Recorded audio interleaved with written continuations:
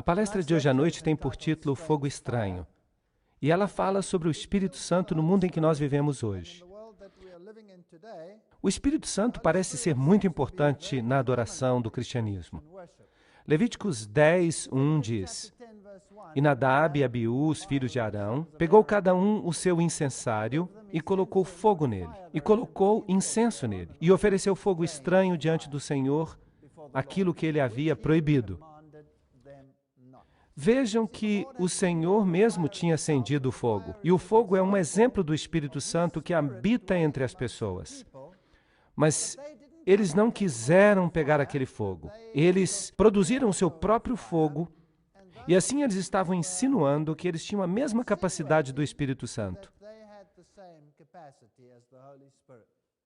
Mateus 24:3 diz: E ele se sentou no Monte das Oliveiras. Os discípulos vieram a ele em particular, dizendo: Conta-nos, quando ocorrerão essas coisas? E que sinal haverá da tua vinda e do final dos tempos?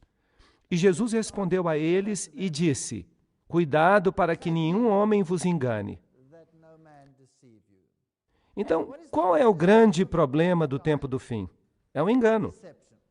O engano é o maior problema. Quão enganador será Satanás? Ele será tão enganador, diz a Bíblia, que, se possível, ele enganaria até os próprios eleitos. É isso que eu chamo de enganador. Este é um problema grande. Apocalipse 13:13 diz: E ele faz grandes maravilhas, de modo que até fogo desce do céu sobre a terra à vista dos homens. Isso significa que esta nação protestante, representada pela besta que saiu da terra, faz fogo descer do céu e assim engana os homens. Agora, será que o mundo religioso, será que a religião protestante alega ser capaz de fazer descer fogo do céu? Sim. Vejam esse anúncio da convenção sobre o milagre do fogo novo. Venha e veja o que o Senhor pode fazer por você. Levante-te, pois, do pecado do mundo. Esses são os mandamentos que eles estão convidando as pessoas para esses movimentos religiosos poderosos. Pessoalmente, eu acho que isso é uma blasfêmia, mas está aí. Mas recebereis poder do Espírito Santo quando ele descer sobre vós. Atos 1:8. Esse poder, este Espírito, se destinava a equipar as pessoas para que elas levassem o Evangelho ao mundo. Em outras palavras, este poder se destinava a servir os outros e não a si mesmo. Mas e se nós pudéssemos torcer isso? E se mais poder para si mesmo fosse um símbolo da aceitação de Deus? Será que então nós teríamos o mesmo tipo de poder? A Bíblia diz: Se me amardes, guardareis os meus mandamentos, e eu orarei ao Pai, e ele vos concederá outro Consolador, para que ele possa habitar convosco para sempre, o Espírito da Verdade. João 14:15-17. Em outras palavras, parece que é um pré-requisito para que recebamos este Espírito de Deus, que tenhamos um espírito de obediência. E um espírito de obediência implica um espírito de arrependimento. Porque todos nós fomos desobedientes a Deus e precisamos nos arrepender e nos alinhar com as exigências de Deus uma vez mais. Nós precisamos compreender que é Deus que nos purifica da impiedade. Nós precisamos compreender que é Jesus que nos dá a vida eterna. E nós precisamos desenvolver um espírito de gratidão que nos levará a guardar os seus mandamentos. Assim, ele nos capacitará a pregar a sua verdade para os outros.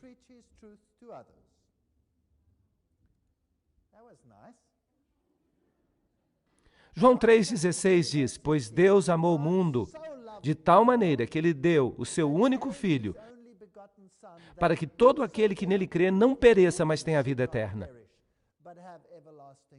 Vocês conseguem perceber a centralidade do Evangelho? O Evangelho deve ser centrado em Cristo. Ele deve ser centrado em Cristo e não centrado no eu. Isso significa submissão a Cristo e não submissão ao eu. Mas se caminharmos na luz, como Ele está na luz, nós teremos comunhão uns com os outros, e o sangue de Jesus Cristo, seu Filho, nos purifica de todo o pecado. 1 João 1,7. Caminhar na luz de Jesus. Hoje existe uma outra forma de poder religioso. As pessoas de poder, a Convenção de 94 relata, desde o final da década de 60, a religião do poder no mundo tem incentivado homens de forma poderosa, literalmente milhões de pessoas, a aderirem a esse tipo de adoração. E assim nós descobrimos que a renovação carismática é o elemento desse tipo de culto hoje. A Bíblia diz que o Espírito Santo nos convence do pecado. E quando ele, o Espírito Santo, vier, convencerá o mundo do pecado, da justiça e do juízo.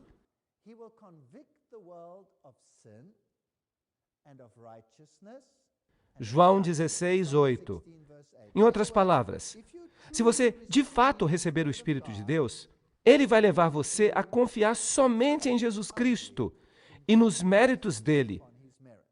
Porque você vai perceber que você está na falência, que você não tem nenhum direito a qualquer outra coisa, porque nós todos somos transgressores das leis de Deus.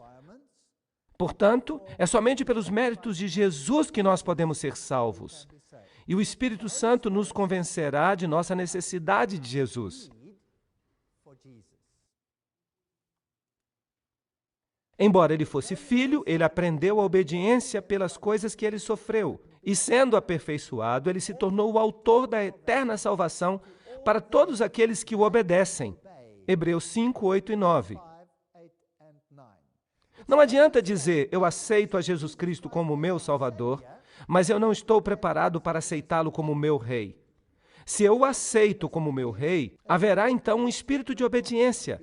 Não porque eu tenha muito poder, mas porque eu desejo ter. A beleza do cristianismo verdadeiro é a obediência do livre-arbítrio. No cristianismo, nós somos agentes livres totalmente. Por quê? Porque Cristo é 100% sem egoísmo. Não há nenhum egoísmo nele. E a obediência é porque os seus mandamentos fazem sentido, são lógicos, e eles são a expressão do seu amor. São uma proteção, uma parede de proteção contra a dor e a mágoa. Por isso que eu não encaro a obediência como não farás, não farás, não farás, não farás. Isso nem me passa pela mente. A obediência não é o medo do castigo. A obediência tem que ver com o amor por seu cuidado terno, sua misericórdia. Essa é a diferença. A verdadeira obediência não é uma coisa que nós praticamos por medo. E o Espírito Santo nos fortalece contra as tentações. Então, até mesmo as nossas boas obras estão sujeitas a Jesus Cristo. E eu só posso confiar em mim mesmo na questão da obediência se eu dependo dele e dos seus méritos. Será que isso de alguma forma faz sentido? Ele não tem nenhum egoísmo. E por isso, ele nunca vai usar a minha obediência como uma forma de me obrigar à submissão. Porque ele não é uma pessoa que fica buscando poder. Ele é gentil e manso e humilde. Portanto, qualquer obediência que eu ofereça a ele deve ser por amor e não pela compulsão ou pelo medo. Essa é a verdade do Evangelho. Agora, os pecados acariciados silenciam o Espírito de Deus. Não me lances fora da tua presença e não retira o teu Santo Espírito de mim. Salmo 51, 11. Se eu continuamente transgrido a lei de Deus, ele não vai me fazer obedecer à força, porque isso não faz parte da natureza dele. Ele não vai dizer, eu exijo que você me obedeça. Esse é o espírito de Satanás, esse não é o espírito do Senhor. Ele apenas se afasta. Ele se afasta. Livra o teu servo também dos pecados da presunção, que eles não tenham domínio sobre mim. Então eu serei reto, eu serei inocente da grande transgressão. Então o Senhor me cobre com o seu amor. É isso que é justificação. E o Senhor me capacita com o seu amor. Isso é santificação. E as duas coisas vêm dele. Então, eu não posso me ufanar de nada. E Samuel disse: por acaso o Senhor tem deleite nas ofertas queimadas e nos sacrifícios? Ou na obediência à voz do Senhor? Eis que obedecer é melhor do que sacrificar, e ouvir melhor do que a gordura de carneiros. 1 Samuel 15, 22. Mas nós não podemos correr o risco de não compreender essa obediência. É vital que compreendamos a obediência do jeito certo. Mas o Confortador, esse não é um nome lindo, que é o Espírito Santo, a quem o Pai enviará em meu nome, ele vos ensinará todas as coisas e vos fará lembrar de todas as coisas, de tudo o que eu tenho vos dito. João 14, 26. Então, além de nos levar ao arrependimento e a Jesus Cristo, ele também nos conforta. Ele nos dá esperança. Então, em Jesus há esperança, e em Jesus nós somos impressionados com aquelas coisas que nos erguem. É isso que o texto está dizendo, e este é um texto lindo. O Espírito Santo nos leva à verdade, e a Bíblia diz que Jesus é o caminho, a verdade e a vida. E nós somos testemunhas dessas coisas. E também o Espírito Santo, quem Deus deu a todos aqueles que o obedecem. Atos 5:32. Por amor. Esse é o verdadeiro relacionamento. O desejo de fazer o que é certo e de pedir ajuda a Deus nesse processo. Então, o Espírito Santo traria as pessoas ao arrependimento do pecado, guiando-as numa compreensão mais plena da verdade sobre Deus e Jesus Cristo. E há muitos textos que provam isso. Em segundo lugar, o cumprimento é para beneficiar aqueles que são trazidos à igreja pelo testemunho do Evangelho. Ele capacita as pessoas a proclamarem o Evangelho e as boas novas e a viverem a vida que Jesus gostaria que eles vivessem. E o dom de línguas, por exemplo, ele foi dado para que o Evangelho pudesse ser distribuído nas várias línguas. Atos 2:2 diz: cada um ouvia em sua própria língua, em sua língua materna. Nós percebemos que há uma associação entre línguas e profecias. E assim, as línguas servem para comunicar o Evangelho. Tudo que Jesus faz é sem egoísmo. Agora, as principais igrejas estão vazias. Vejam que nos dias que eles costumavam a falar de Jesus como Salvador do pecado, as pessoas começaram a deixar a igreja. E outros grupos começaram a crescer dramaticamente. Então, por isso, nós temos as igrejas do poder. E elas crescem tanto. E onde há esse tipo de coisa, então algo acontece ali. E as pessoas, de fato, veem essas coisas, elas as percebem. Tudo começou com o movimento pentecostal. E com este homem, David du Plessis, um homem da África do Sul. Ele foi o primeiro presidente do Conselho Mundial Carismático. E é por isso que eles o chamam de Senhor Pentecoste. Aqui estão alguns símbolos que eles usaram, triângulos e peixes, essas coisas. Deixe-me lembrar a você sobre o que nós temos falado aqui toda noite, que alguns desses símbolos se relacionam às antigas religiões de mistério e foram perpetuados através dos Cavaleiros Templários, dos Rosa Cruz, da maçonaria e dos Illuminati. E de acordo com este diagrama, eles controlam o Concílio Mundial de Igrejas e o movimento da Nova Era. Nós tivemos uma palestra inteira sobre isso e falamos a respeito de toda a filosofia por trás disto. Agora vamos tentar compreender a filosofia que está por trás, o pensamento moderno das religiões do poder. Este é o livro, Em Sua Presença, de E.W. Kenyon. Foi através deste livro que o movimento carismático, no seu início, começou a divulgar a sua doutrina. Vamos tentar entender como eles veem as coisas. Saber que sua derrota lhe foi causada pelo nosso substituto. Eles estão falando da derrota de Satanás por Jesus. Então, saber que a sua derrota lhe foi imposta por nosso substituto, Jesus, e colocar isso como nosso crédito, isto é muito estranho.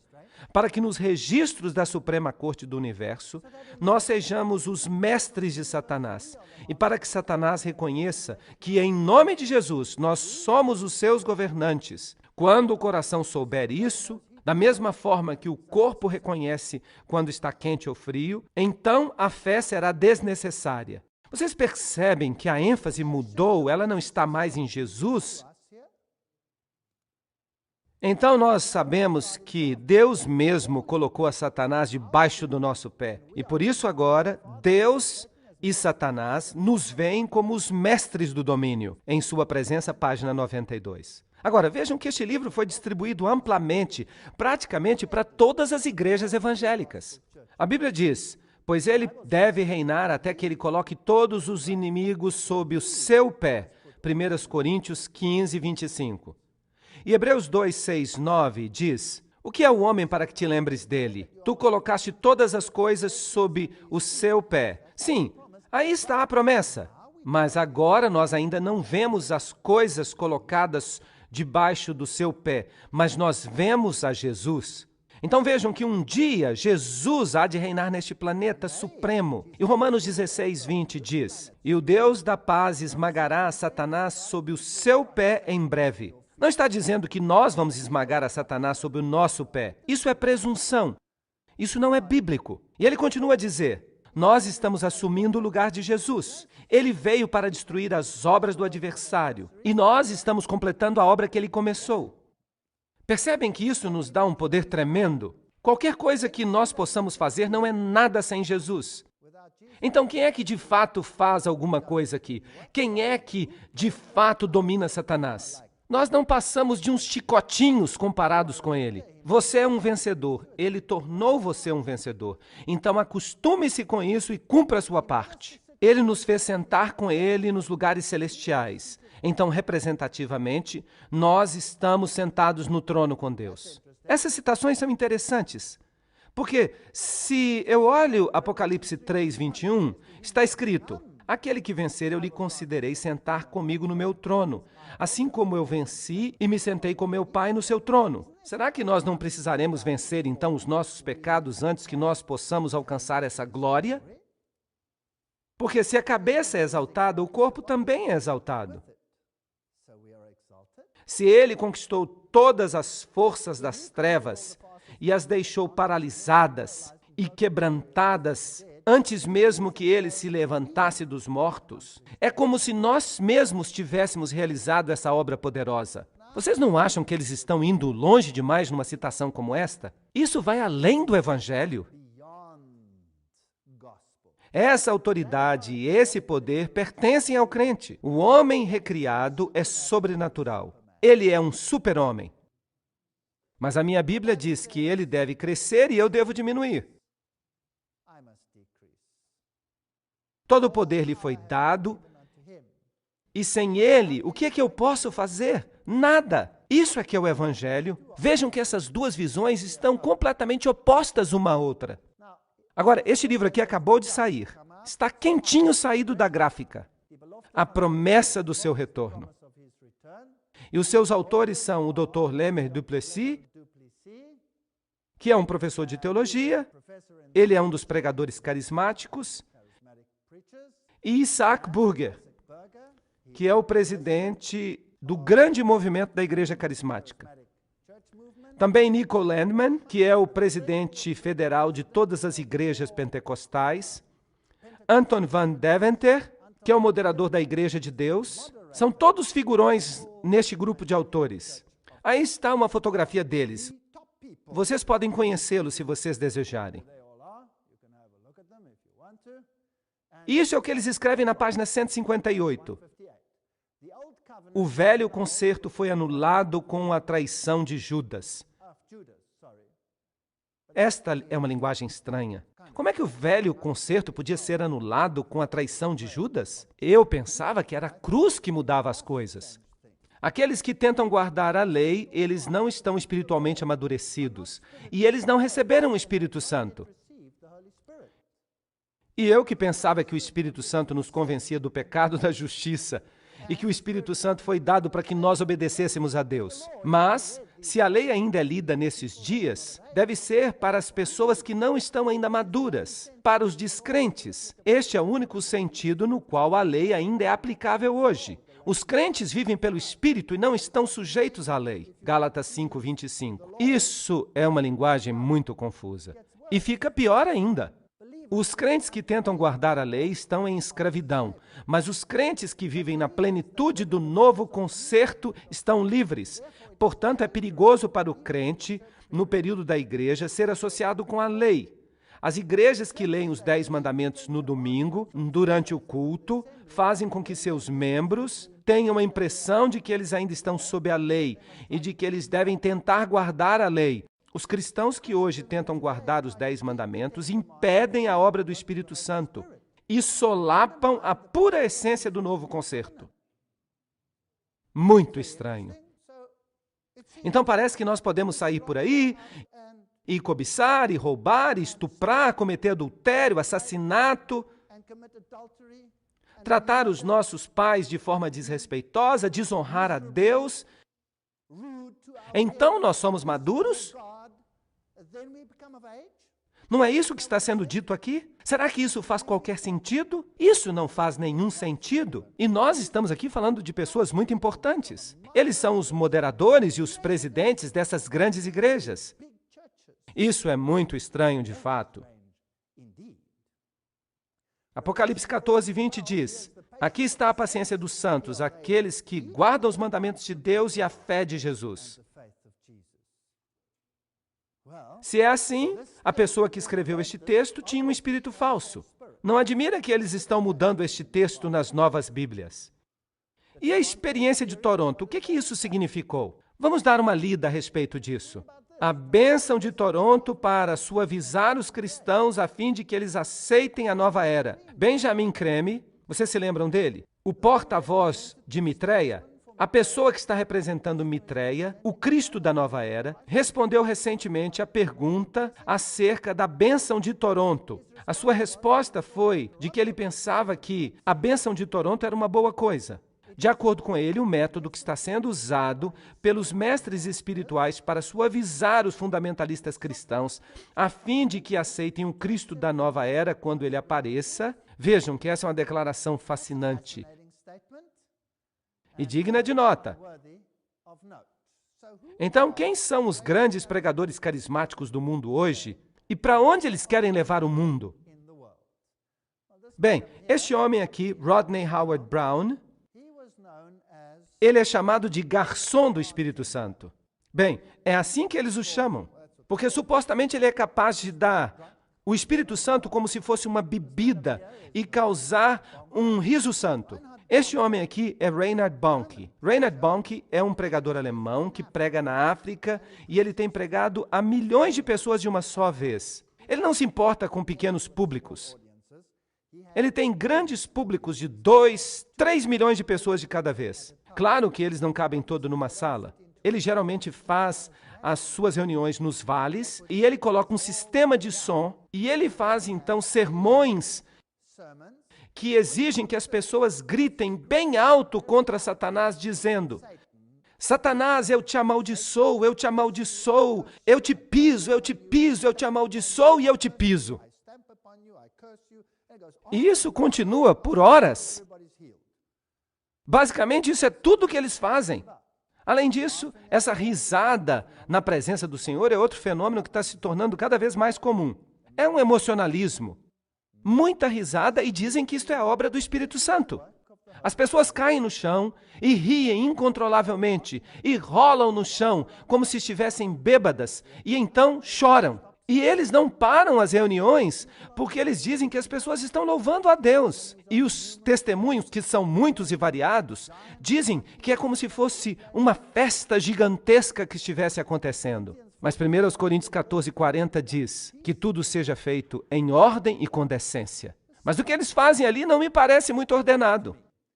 E esse negócio de falar em línguas? Se nós observarmos de novo o diagrama resumido, isso também ocorre no Yoga Kundalini. Agora, Yoga Kundalini é uma forma muito estranha de yoga, onde você encontra como símbolo uma serpente enrolada numa haste E essa serpente tem que ser liberada. E ela geralmente é liberada através da parte inferior do corpo, que, dizem eles, concede poder a você em lugares muito interessantes. Então, o Subud, o Qigong, os Shakers, os pentecostais, todos eles praticam esse negócio de cair no chão. Mas na Bíblia não há isso. Se alguém caía no chão na Bíblia, era alguma coisa demoníaca. Além disso, esse riso descontrolado você também encontra no Yoga Kundalini, no Subud, no Qigong, nos Shakers e nos pentecostais. E esse negócio de jogar no chão você encontra no Yoga Kundalini, no Subud, no Qigong, nos Shakers e nos pentecostais. Também esse negócio de imitar sons de animais, você encontra em todos eles. Movimentos espasmódicos, você encontra em todos eles. Movimentos de reavivamento, você encontra em todos eles. Falar em línguas também está presente em todos eles. Mas, no entanto, a Bíblia fala, em Atos capítulo 2, que as línguas estavam ali para proclamar o Evangelho. Então, tudo isso é muito estranho. Agora, os vídeos que eu vou mostrar para vocês hoje à noite podem incomodá-los um pouco. Mas nós precisamos de fazer uma comparação para entender o que está de fato acontecendo. Então, nós precisamos pedir ao Senhor que Ele nos proteja. E se nós observarmos as religiões orientais, eles têm o costume de bater em gongos. Aqui estão os rituais de adoração ao sol, eles são muito comuns. Uma forma de culto que nós temos no Oriente é a adoração de Súria. E dizem que Súria viaja pelo céu no dia 25 de dezembro em sua carruagem, do mesmo jeito que o Papai Noel. E levantar os braços é muito comum na adoração do Kundalini e também na adoração de Súria. E esperar o nascer do sol, a adoração matutina. Este aqui é o famoso templo Konarak, na Índia, onde vocês observam essas mulheres fazendo essas danças. Agora, cada movimento de mão tem um significado. E a maioria dessas danças tem uma função esotérica e erótica.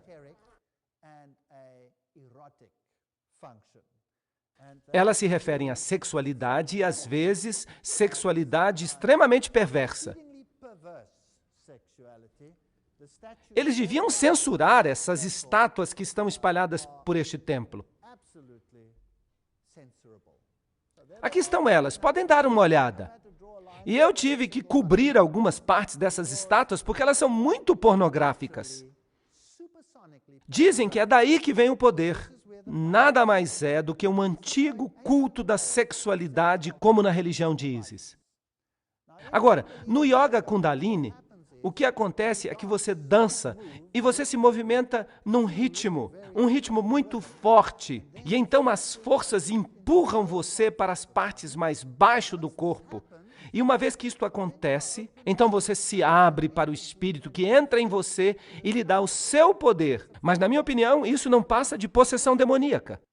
Eu acho que eu não devia mostrar para vocês o próximo vídeo, mas eu vou mostrar. Por favor, aqueles que não querem ver, fechem os olhos.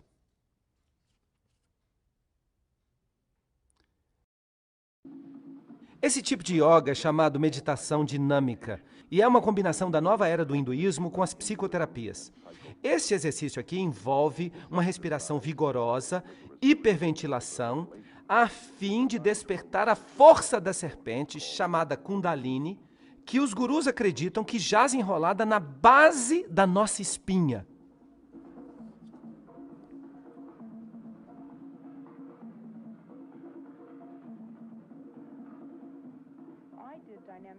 Eu fiz meditação dinâmica todo dia, nós a chamamos de Kundalini. Ela começa com uma respiração catártica e a razão para isso é movimentar a sua energia, tirá-la da sua cabeça e colocá-la no seu corpo. E você então apenas respira.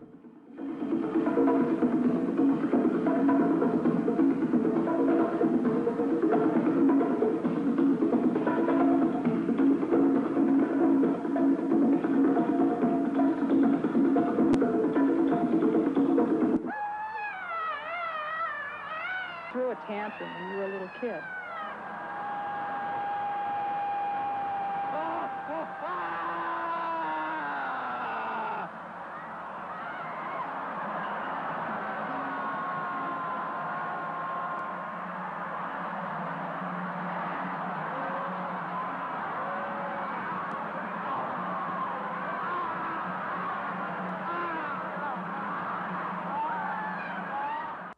Bem, isso basta. É isso que acontece nas religiões orientais. Agora, você deve pensar que isso é vergonhoso. Então espere até você ver o que acontece nas religiões cristãs. E você vai me dizer se há diferença entre as duas coisas. O tambor, claro, é muito importante nisso, porque o tambor dá o ritmo. É por isso que no culto do santuário, na Bíblia, nunca se permitiu o uso do tambor. O tambor só foi usado pelas mulheres e era uma espécie de pandeiro quando os soldados voltavam da guerra e servia como uma expressão de alegria.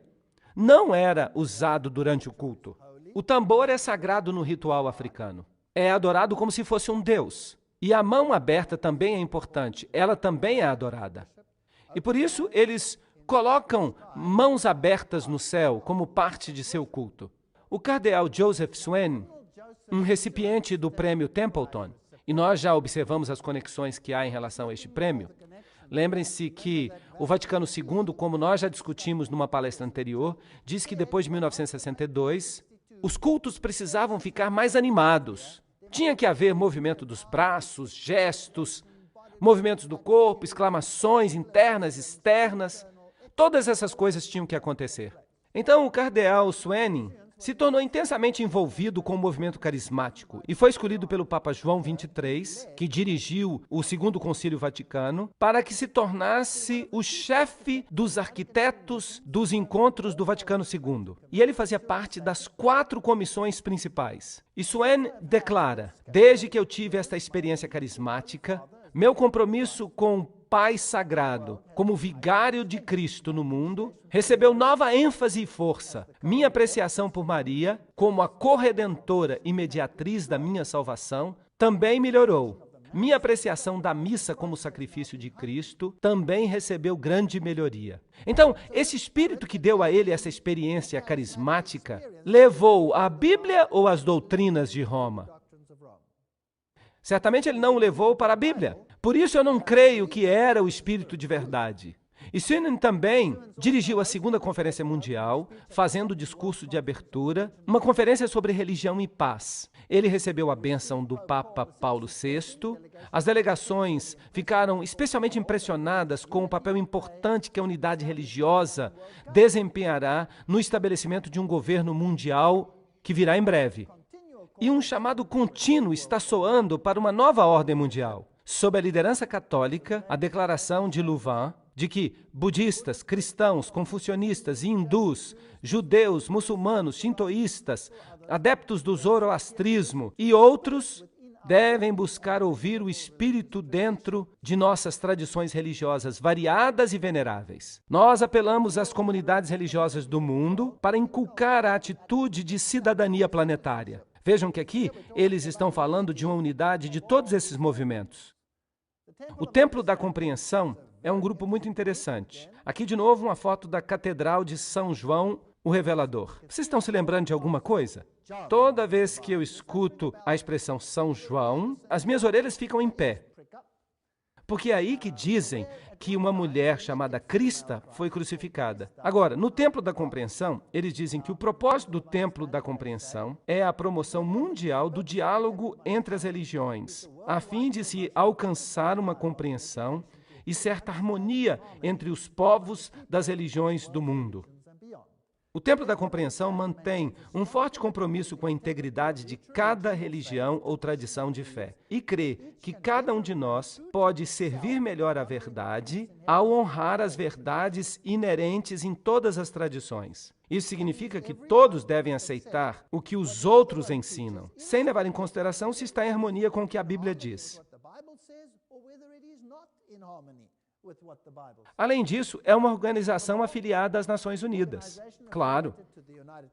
E no outono de 1998, o Jornal do Templo da Compreensão explica: o diálogo entre as religiões deve envolver fundamentalmente respeito. Em última análise, é o respeito às diferentes tradições, às diferentes religiões. Por isso, o nosso slogan não deve ser conversão, mas comunhão. Comunhão com compaixão. Muito interessante. Agora, eu não tenho problema de respeitar as religiões. Trata-se de livre-arbítrio. Você é livre. Você pode pertencer a qualquer religião que você escolher, mas não me obriguem a comprometer a minha religião simplesmente para eu ficar do lado do que todo mundo crê. Isso não é bíblico, isso não está de acordo com o que a Bíblia diz. É isso aí. Por isso, para eles, a palavra-chave não é conversão, mas comunhão. Então, para onde nós estamos indo?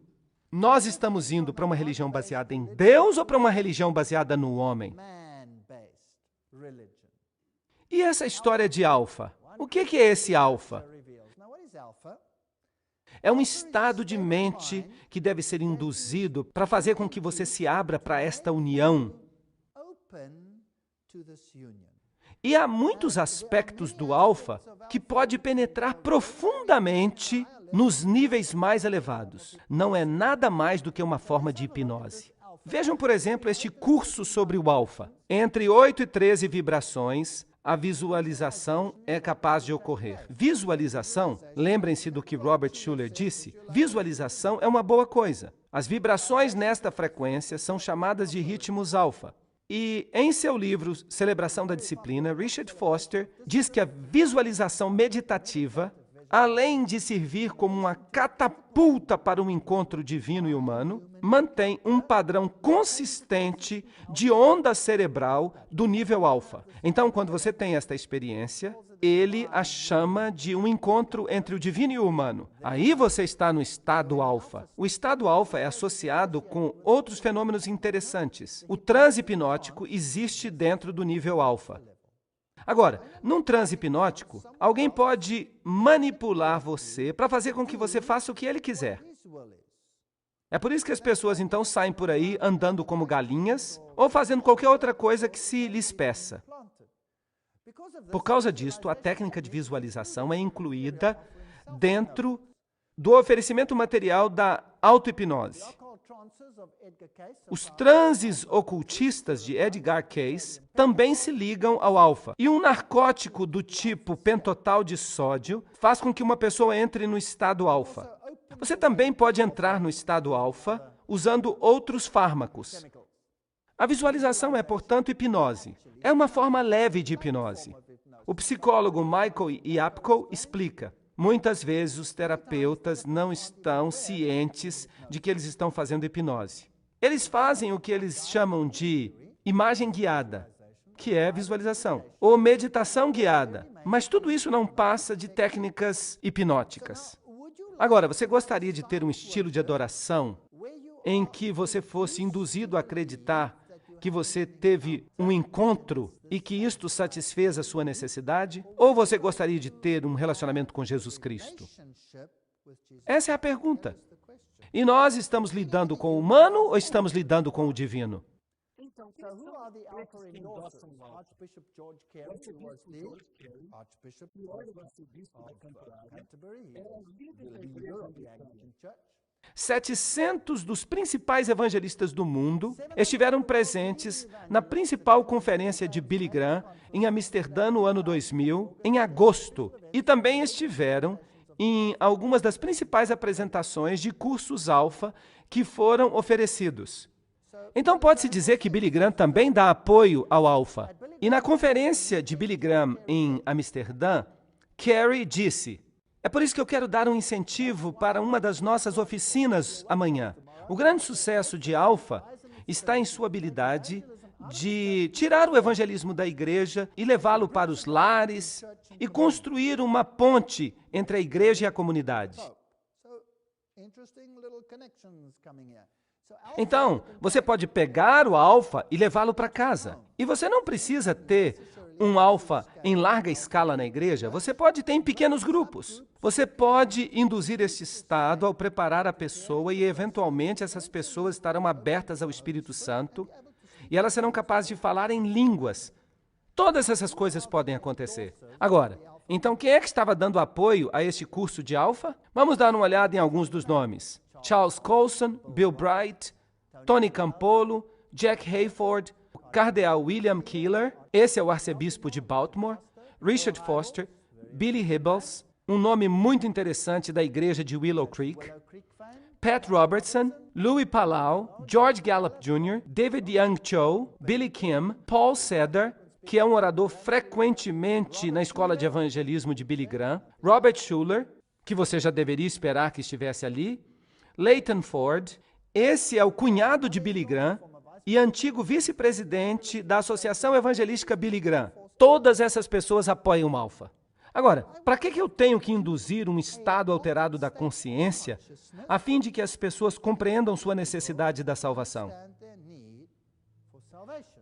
Ou para que elas honrem aquele que a salvou? A ciência da bruxaria é baseada em nossa habilidade de entrar num estado alterado de consciência que nós chamamos de alfa, no qual as ondas cerebrais acontecem em 7 a 14 ciclos por segundo. Como mencionado antes, este é um estado de consciência associado com o relaxamento, a meditação e o sonho. Vejam, essa citação é feita de bruxos que estão nos dizendo por que eles usam alfa. Agora, a luz e as trevas não deveriam estar tão longe uma da outra quanto o Oriente está distante do Ocidente? Vamos dar uma olhada no espírito bíblico de Satanás. Em Ezequiel 28, nós lemos alguns versos interessantes nos quais Satanás é usado no simbolismo do rei de Tiro. O texto mostra o rei de Tiro basicamente com os atributos de Satanás. Então, em certo sentido, ele é Satanás. A palavra do Senhor veio até mim dizendo: Filho do homem, dize ao príncipe de Tiro, assim diz o Senhor Deus, porque teu coração se exaltou, e tu disseste, eu sou Deus. Um importante princípio.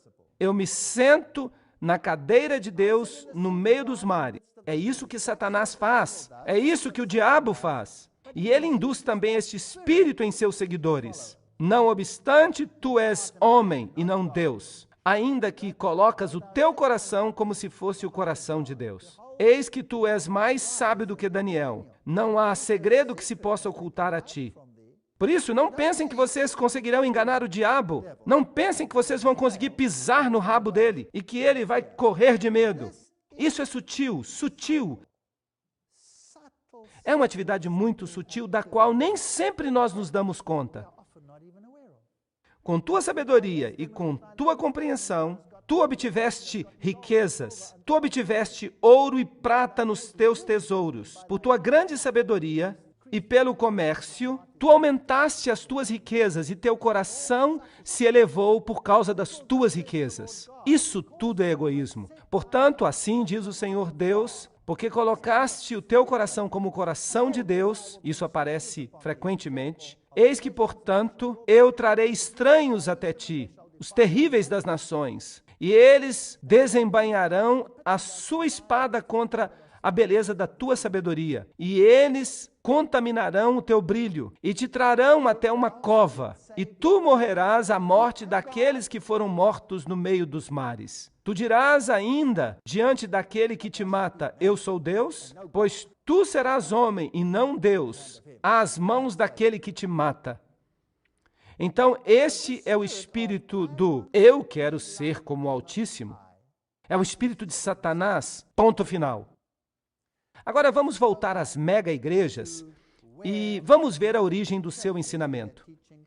O homem que começou o conceito da mega-igreja não foi nenhum outro a não ser Robert Schuller. E Robert Schuller, lembram-se, ele diz em seu livro Autoestima, nós podemos orar, Pai nosso que estás nos céus, santificado seja o nosso nome. Vejam que ele se exaltou ao nível de Deus. Robert Schuller, de acordo com a maioria das fontes, os livros, as páginas da internet, e aí está uma delas, é um maçom de grau 33, pastor da Catedral de Cristal e apresentador do programa de televisão popular A Hora do Poder. Nós já falamos da maçonaria e acerca do que seus altos níveis creem. Eles creem que eles são Deus. Vejam essa citação de Robert Schuller do livro Autoestima. A teologia clássica errou em sua insistência de que a teologia seja centrada em Deus e não centrada no homem. Eu já tinha lido essa citação antes, mas ela é importante de novo para a nossa palestra de hoje. Então nós precisamos de uma ênfase que tira a religião de ser centrada em Deus e a coloca como uma religião centrada no homem. O problema das igrejas é que elas têm uma teologia centrada em Deus por séculos, quando ela precisa ter uma teologia centrada no homem. Não é estranho que a nossa teologia tenha sido boa durante 6.000 anos e agora, no final, nós precisemos de outra teologia? É um insulto à integridade de qualquer ser humano chamá-lo de pecador. E Jesus conhecia o seu valor. O seu sucesso alimentava a sua autoestima. E então vem essa terrível declaração. E a cruz da questão é, vamos deixar de colocar ênfase em Deus e vamos colocar ênfase no homem. Então ele diz, santificado seja o nosso nome. Esse é o espírito de quem? Obrigado, diz Satanás. Não é o Espírito de Deus que está falando aqui. Vamos olhar esta página da internet, hourofpower.org. Essa é a própria página dele. Aí está ele, ensinando aos pastores sobre como ter uma igreja do poder. Aqui está 2004, Instituto Robert Schuller, e aqui nós temos as datas. Você está sendo convidado a descobrir um fantástico sonho novo para a sua igreja. E quem mais está aparecendo aqui nesta página da internet? Bill Hybels. E isso é interessante. Ele é da igreja de Willow Creek. A sua igreja é o que Deus gostaria que fosse? Envie os seus pastores e seus líderes leigos ao 34º seminário do Instituto Robert Schuller para o sucesso da liderança da igreja. Os mais famosos pastores que conseguem tornar viva a fé em algumas das maiores igrejas do país. E então ele menciona o nome de 2 pessoas nesta página da internet. Ele é maçom de grau 33. E ele está falando no mesmo espírito que Lúcifer tinha. Bill Hybels, da igreja comunitária de Willow Creek, e Rick Warren, da igreja de Saddleback. Ambos se formaram no mesmo instituto, e isso é fascinante. Eu acho isso muito interessante. Estas são as 2 pessoas que administram as mega igrejas do mundo. E nós precisamos dar uma olhada mais cuidadosa a respeito disso, para que nós percebamos para onde se encaminha o mundo. E que o Senhor nos abençoe enquanto nós fazemos isso.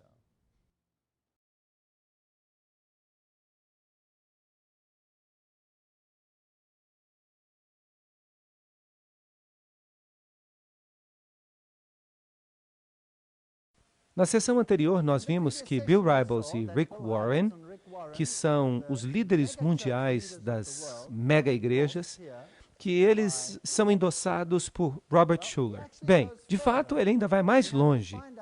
Nós temos que descobrir de onde vem a sua inspiração.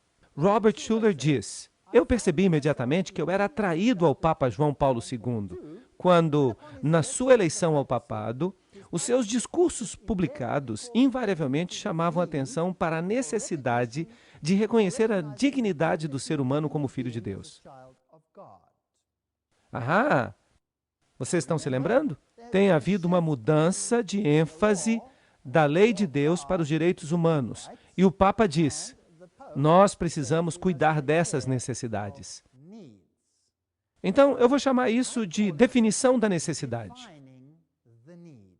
Qual é a necessidade que os indivíduos têm? Quais são suas necessidades? Robert Schuller encontrou um nicho perfeito nisso. Ele tenta satisfazer a necessidade de autoestima. Todo mundo precisa sentir que é importante. Então, se você conseguir alimentar a sua autoestima, então você vai estar satisfazendo uma necessidade. Satisfazendo algo que as pessoas realmente querem.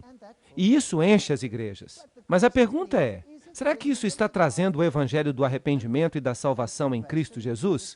Sim ou não? Não. Tem havido uma mudança. Em vez de colocar Deus no centro, nós estamos colocando quem no centro? O homem.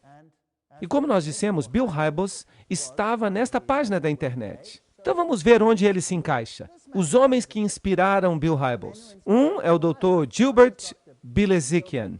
Ele é um professor nascido na França. Eu não sei se eu pronunciei o nome dele certo. Ele é da Faculdade Trindade, em Deerfield, Illinois. Foi aí que ele doutrinou Bill Hybels para esse novo tipo de ministério. Agora notem o que Robert Schuller, um maçom de grau 33, de acordo com muitas fontes, como nós já vimos. Vamos ver o que ele diz sobre este jovem. Eu fui a primeira pessoa a apresentar um crescimento de igreja real à igreja americana. Hybels se tornou a primeira pessoa a pegar esses princípios, refiná-los, maximizá-los até o último grau de seu potencial. Eu tenho muito orgulho dele. Eu o considero um filho. Eu acho que ele foi a melhor coisa que aconteceu ao cristianismo em nossa época. Bill Hybels está fazendo o melhor trabalho entre todas as pessoas que eu conheço. Bem, se Robert Schuller diz isso, eu ficaria muito preocupado. Eu encararia isso com muito cuidado. George Barna, um famoso estrategista de crescimento de igreja, disse que tanto Bill Hybels e Rick Warren já foram tão longe a ponto de dizer: é crítico que nós tenhamos em mente um princípio fundamental da comunicação cristã. O auditório, não a mensagem, é soberano. Então quem é Deus? O auditório. O auditório é Deus.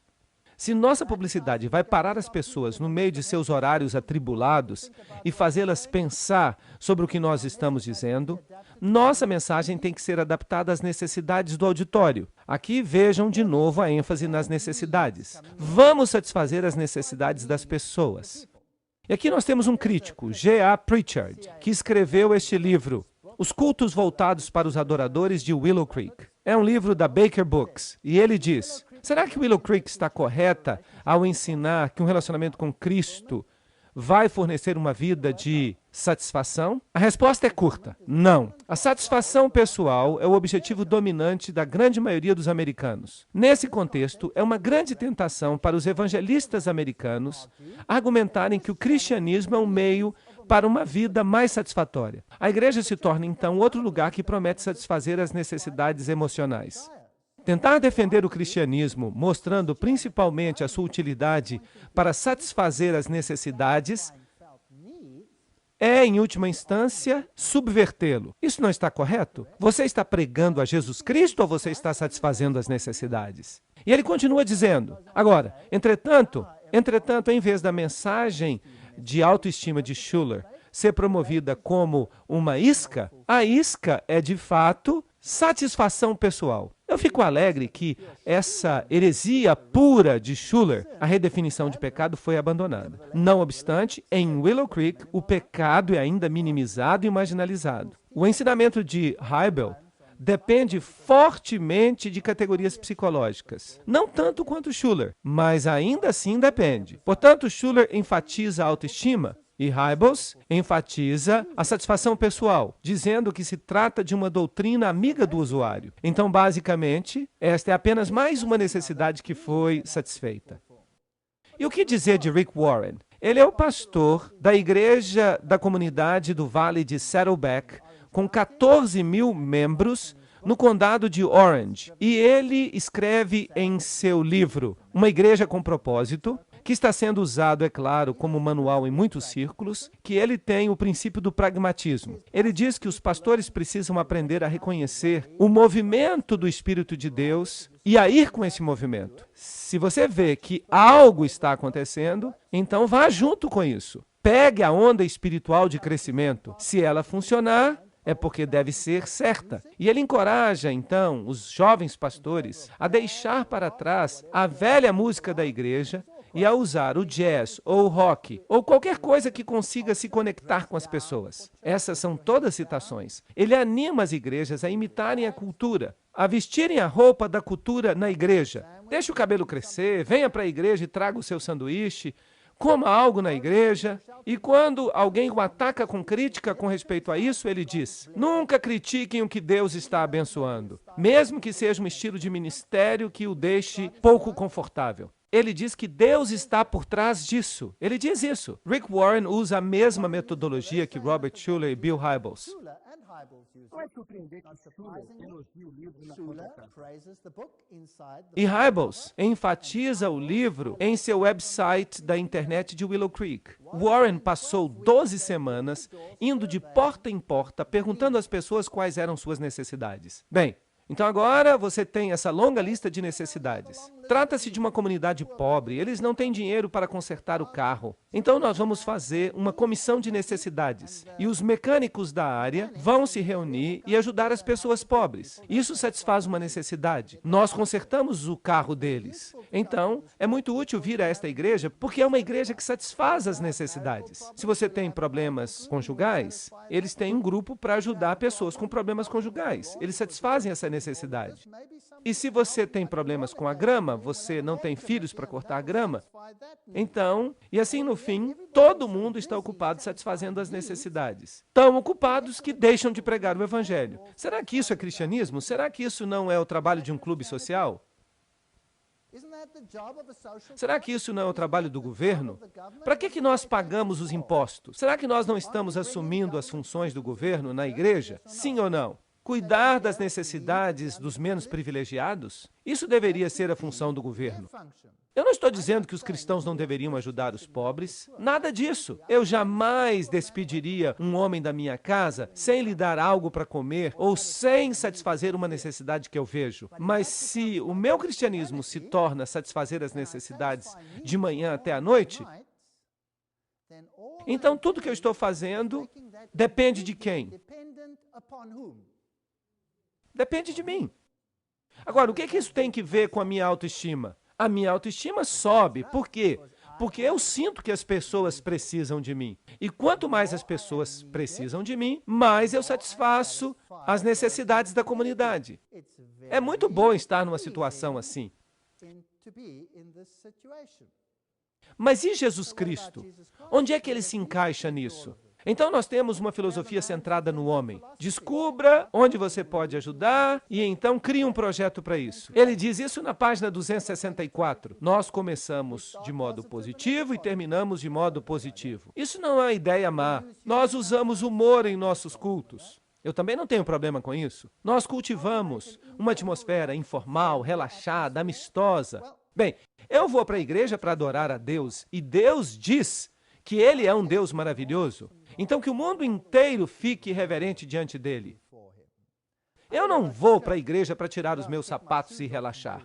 Ali eu estou na presença do Deus Santíssimo. Então com isso eu tenho um problema. Então nós tomamos a decisão estratégica de parar de cantar hinos em nossos cultos. E nós começamos a atrair milhares de pessoas por causa da nossa música. Saddleback tem agora uma orquestra completa de rock popular. E por isso agora nós tocamos mais música do que cantamos. Então o que nós estamos fazendo agora? Nós estamos satisfazendo a necessidade de entretenimento. Bom, o que nós temos em comum com os descrentes não é a Bíblia, mas nossas necessidades comuns, nossas mágoas, nossos interesses como seres humanos. Você não pode começar com um texto. Bem, Rick Warren, você está falando como Schuller. E ele também falou como o diabo. Tudo isso é exatamente a mesma coisa. Você tem que fazer os membros se sentirem especiais. Eles precisam se sentir especiais. Claro que eles são especiais. Eles são filhos do Deus vivo. Mas o único no qual você pode confiar a respeito disso é o próprio Deus. Porque Ele não tem egoísmos. O único e verdadeiro culto vem de uma total entrega de si mesmo, voluntariamente, porque Deus nunca força você. E você somente pode confiar os seus sentimentos interiores a alguém como Deus, que é totalmente sem egoísmos e que nunca vai coagir você a fazer nada. Não, porque se você confia a si mesmo ao espírito de Satanás, você tem um problema, porque suas necessidades nunca terminarão. Os pobres, nós sempre os teremos conosco, certo ou errado? Bem, e se a sua religião se volta exclusivamente para os pobres, então, de fato, você é um católico.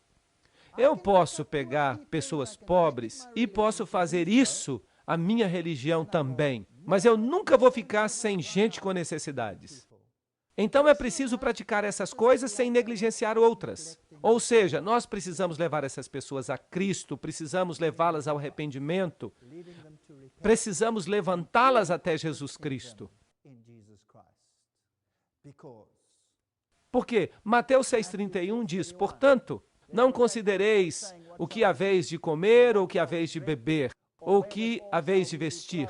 Será que isso então não é a religião da necessidade? Deus diz, não considereis essas coisas, pois os gentios também buscam essas coisas. Mas o vosso Pai Celestial sabe das vossas necessidades. Portanto, buscai primeiramente o reino de Deus e a sua justiça, e todas essas coisas vos serão acrescentadas. Mas as pessoas pegaram este texto bíblico no mundo moderno e o viraram de cabeça para baixo. E dizem, não é desse jeito, mas de outra forma. Nós vamos satisfazer as necessidades. Afinal de contas, Deus, nós não precisamos de você. Nós somos super-homens. Isso é a mais alta arrogância. Arrogância do tipo mais elevado. E ela é enganosa porque ela funciona. Todo mundo fica satisfeito.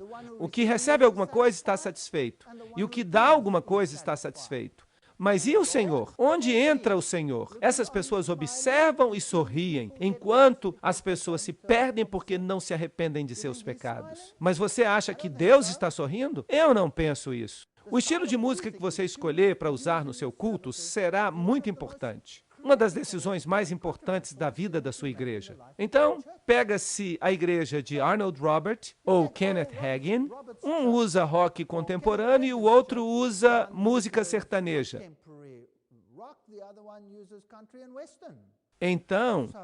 Então o seu serviço a Deus depende do estilo de música que está sendo tocado? Será que isso é religião? Ou será que isso é a busca de satisfazer as necessidades humanas? Ou será que isso é a busca de satisfazer as próprias necessidades? Você sabe, é melhor não ter música alguma, mas se ter um desejo honesto de buscar a Deus. Eu não sou contra a música, eu gosto muito de música. Eu gosto muito de adorar a Deus com cânticos. Mas esta não é a questão aqui. E você precisa, então, escolher a sua música de acordo com as pessoas que você quer que venham para a sua igreja. A música que você usa coloca a sua igreja na comunidade. Ela vai determinar o tipo de pessoas que você vai atrair, o tipo de pessoas que você vai manter na igreja, e o tipo de pessoas que você vai deixar sair da igreja. Se você me disser o tipo de música que você está usando na igreja, eu posso descrever para você o tipo de pessoas que você está atraindo, mesmo sem visitar a sua igreja. E eu também posso lhe dizer o tipo de pessoas que você nunca vai atrair. Palavras de Rick Warren. Como é que ele sabe disso? Será que o evangelho não muda as pessoas? Colossenses 3,16 diz que a palavra de Cristo habite em vós ricamente em toda sabedoria, ensinando e admoestando uns aos outros em salmos e hinos e cânticos espirituais, cantando com graças em vossos corações ao Senhor. Veja que aqui a ênfase não é em estilo. E se você pensa que colocar uma letra cristã vai mudar alguma coisa, eu lhes digo que não vai mudar nem um jota.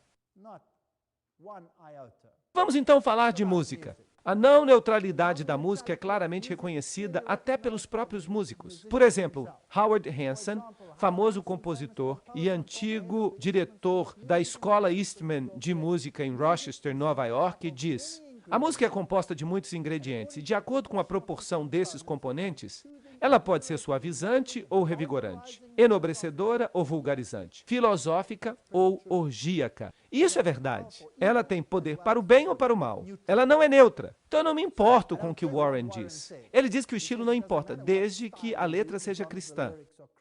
Mas isso não é bíblico e tampouco é sensato. Aqueles que defendem o uso de rock para a adoração e evangelismo, eles dizem que a música não tem qualidades morais. Essa visão é enfaticamente declarada naquilo que é conhecido como o credo do roqueiro cristão.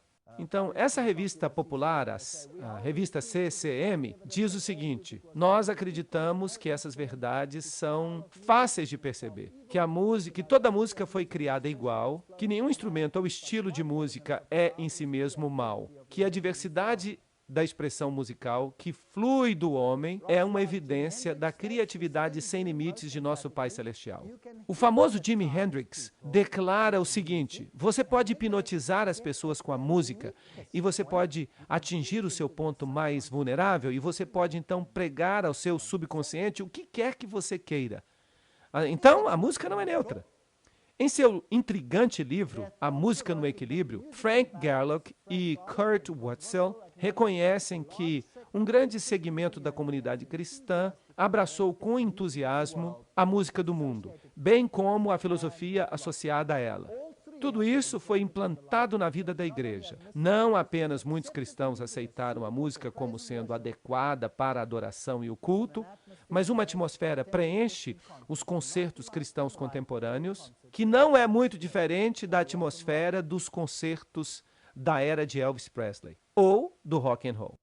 Wolfgang Stefani diz: será que se nós tivéssemos um estilo musical global homogeneizado, um estilo que seja cada vez mais visível na cultura musical cristã, será que então o palco não estará pronto para uma resposta de identidade religiosa global? Será que a música vai nos unir a todos?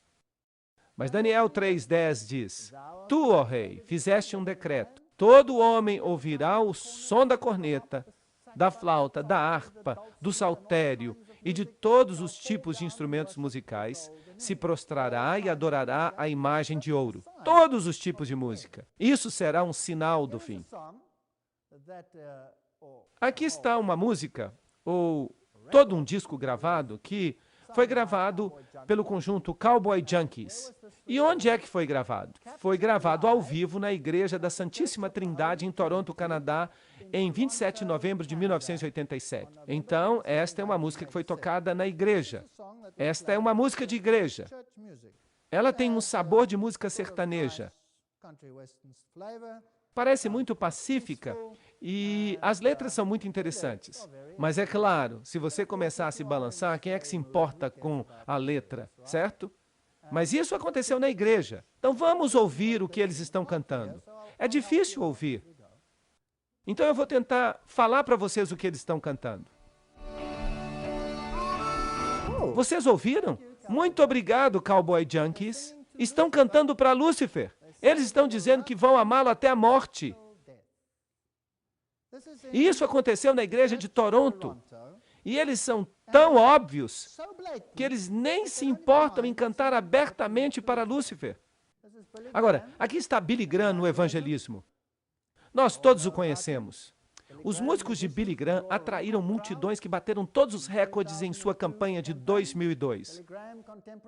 Billy Graham e seus músicos bateram todos os recordes na terceira noite da missão Metroplex. 82 mil pessoas estiveram no evento. E o evento teve uma mensagem de 30 minutos de Billy Graham e apresentações musicais do Jars of Clay, Kirk Franklin, DC Talk, e o porta-voz do ministério, Larry Ross, disse que o auditório incluiu cerca de 12 mil pessoas que assistiram o evento de 2 horas em uma grande tela de televisão no estacionamento do estádio, enquanto que 5 mil outras pessoas estavam sentadas no chão do estádio. Então, durante horas, eles se sentaram e eles ouviram.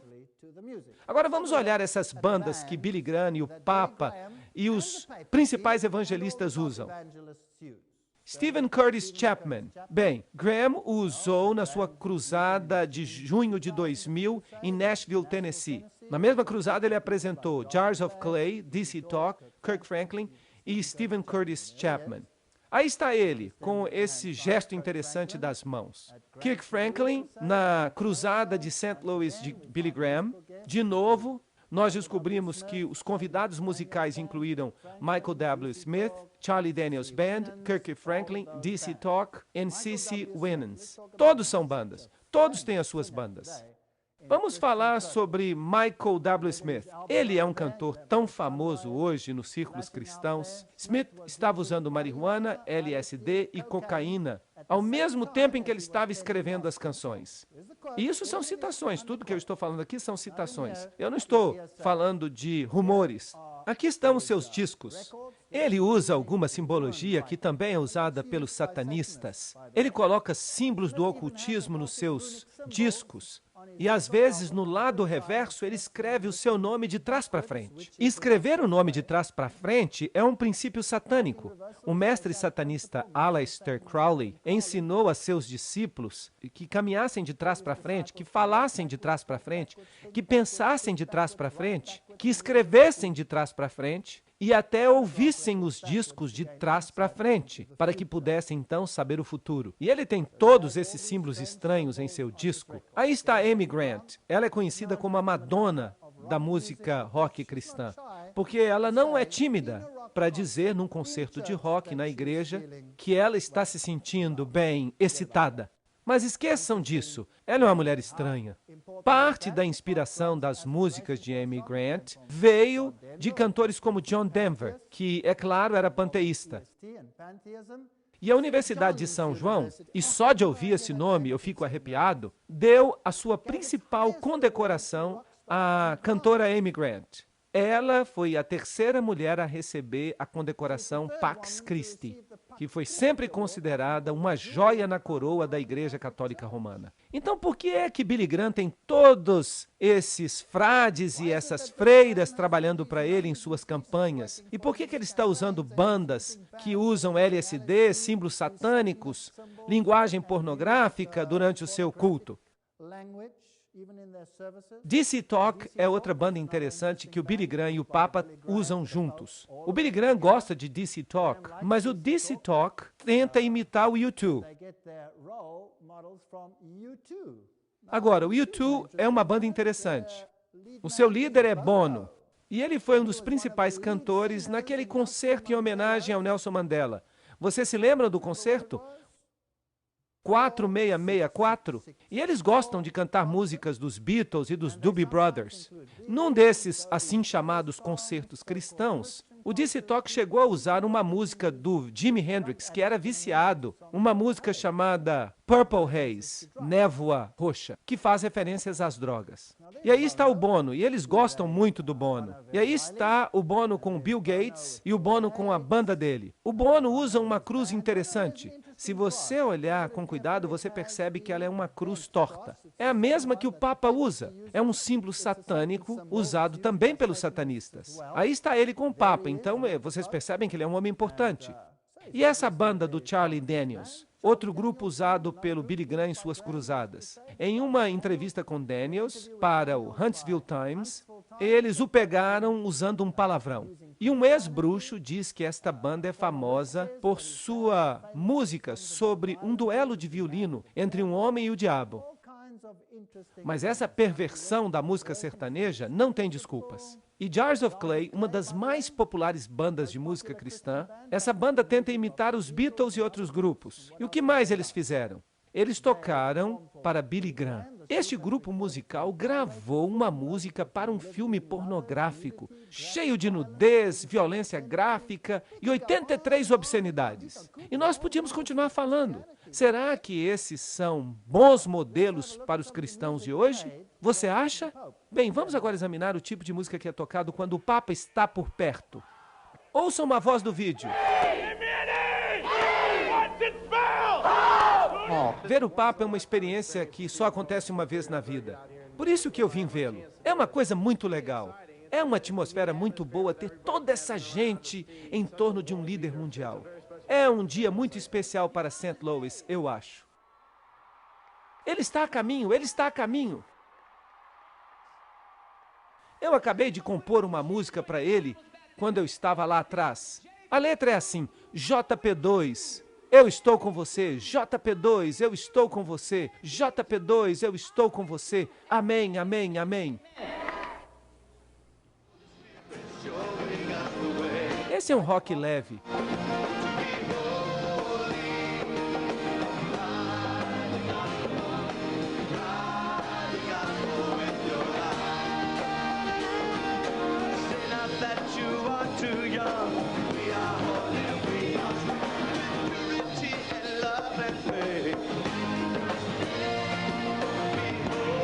Quem é santo? O Papa? Agora, a próxima banda, DC Talk. É uma coisa sobrenatural.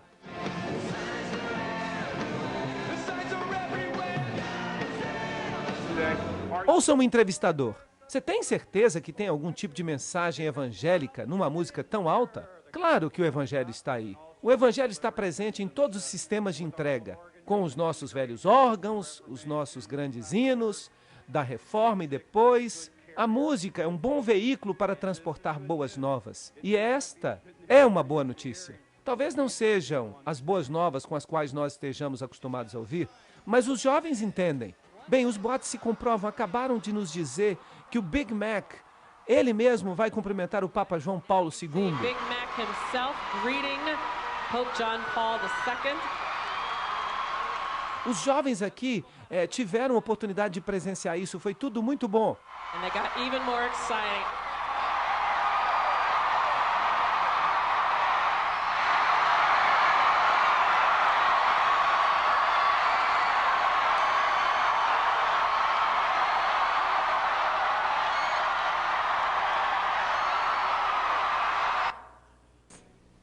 The message is a simple one. A mensagem é muito simples. Pai Santo, os jovens da América amam você.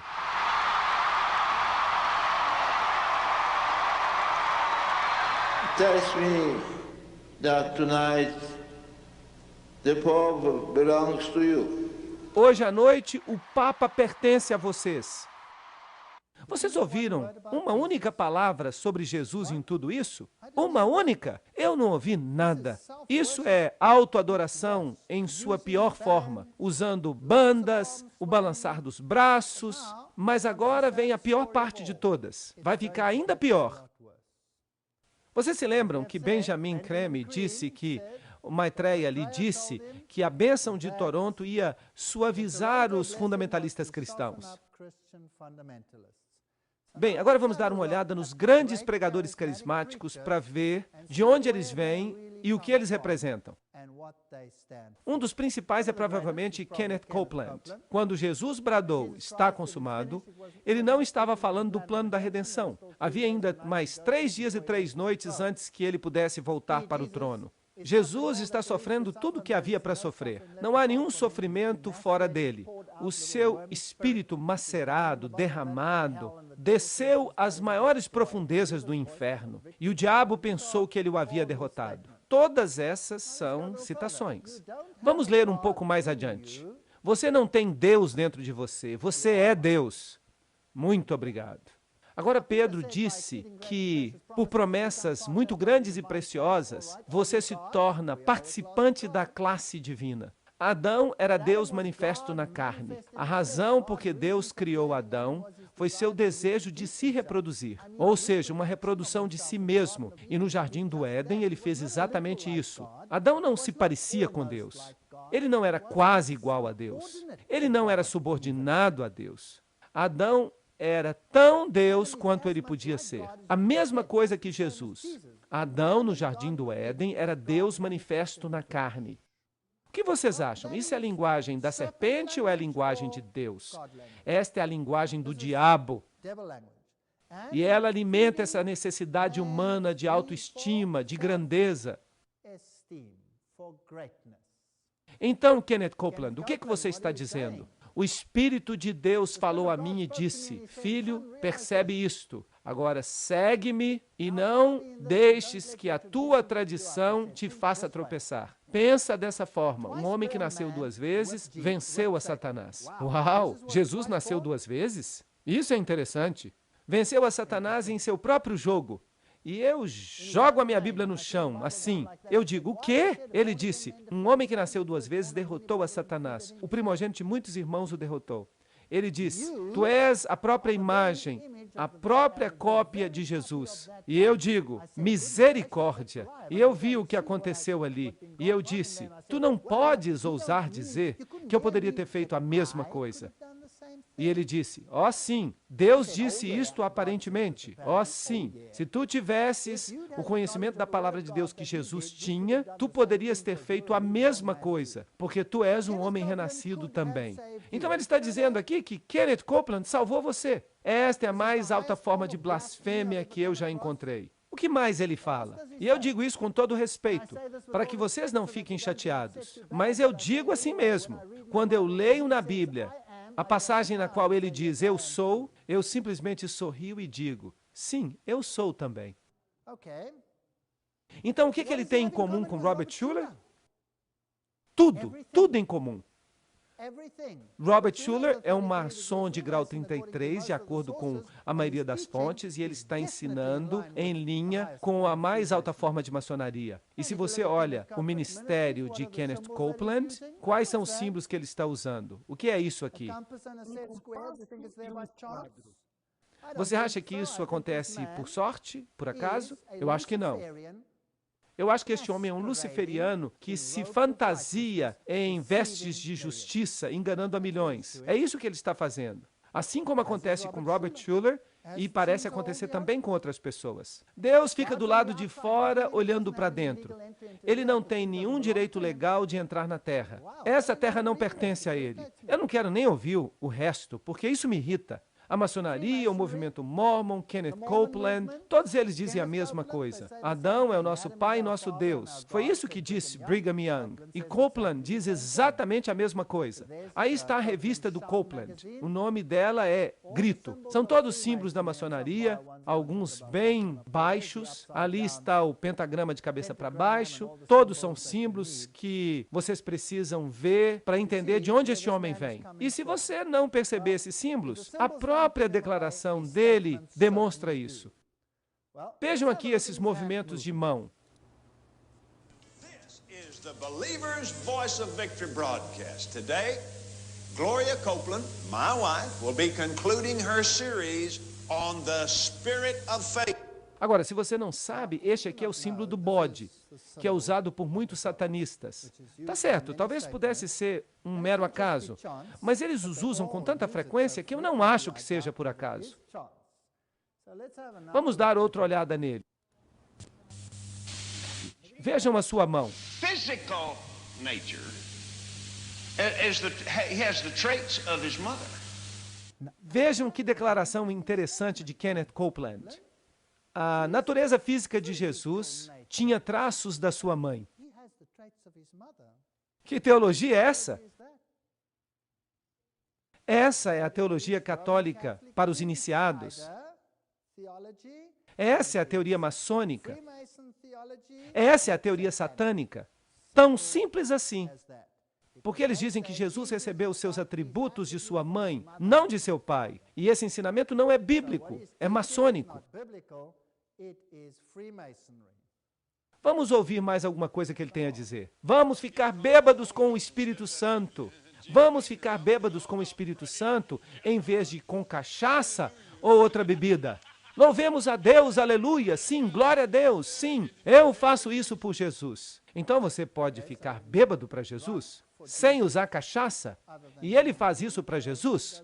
Mas fica ainda mais interessante. Escutem. Essa é provavelmente a maior igreja carismática do mundo, o movimento Rema. Vocês já ouviram falar dele? É um movimento mundial e ele usa a espada, a palavra Rema, no centro de treinamento bíblico. As pessoas que controlam esse movimento, seus fundadores, Kenneth Hagin e sua esposa, são considerados alguns dos principais mestres carismáticos do mundo hoje. Eles usam o escudo da fé aqui, que é o mesmo que os cavaleiros templários usam. Eles têm um grande prédio em Oklahoma. A única diferença entre eles e Oral Roberts é o estilo de música. O estilo de música. Eles têm um enorme palco central que eles podem levantar, onde a banda pode subir e descer. Oral Roberts usou o símbolo maçônico no seu jornal e ele colocou esse obelisco maçônico nele. Ele pertence ao mesmo movimento que os outros. Este aqui é Oral Roberts. Ele usa o triângulo de cabeça para baixo, ele usa o homem com o braço levantado no triângulo, com uma chama em cima. São todos símbolos do ocultismo. Ele usa as mãos orientais aqui. Aqui ele está orando por milhares de cartas. Foi ele que disse que se os americanos não lhe dessem $500 milhão no final da semana, Deus ia matá-lo. Eu teria testado o Senhor com respeito a isso. Eu não teria lhe dado dinheiro. Aqui está o seu edifício. O design é altamente simbólico. Os dois pilares que enfeitam o edifício representam os pilares do Templo de Salomão. Aqui nós temos símbolos maçônicos, ali de novo. Tudo é baseado na estrela de Davi. Tudo que se encontra nesse complexo são símbolos do ocultismo. Agora vamos dar uma olhada no culto do Kenneth Hagin, o fundador e profeta do movimento Rema, o maior movimento carismático mundial. Vai desde a África do Sul até os países do Oeste comunista, até a China, o mundo todo, e literalmente milhares de pastores vêm a este centro para serem treinados.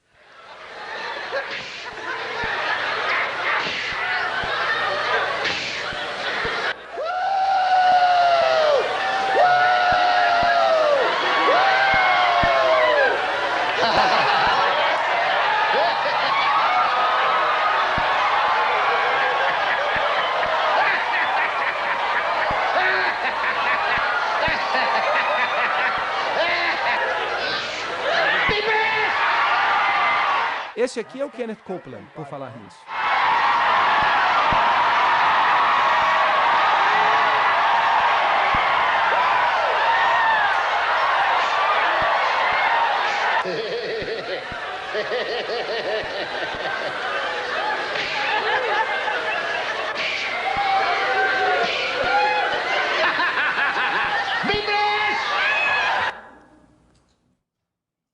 Muito interessante.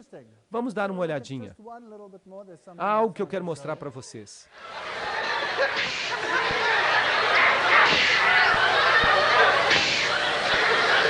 Drunks fall down.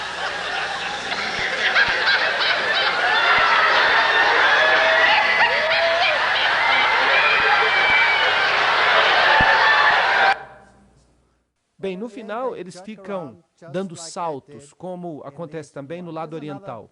Aqui está o famoso pregador da televisão, Jesse Duplantis. Vamos dar uma olhada nele. I do know when I start doing things for God in a big way, like buying more television time, building. Vocês viram o movimento que ele fez com as mãos? Bem, vamos adiante. Jesse Duplantis fala: Deus preparou esse homem para se encontrar conosco, pois nós podemos ser uma bênção para ele. Ele está falando daquele homem. Eu fico imaginando, quem é esse homem?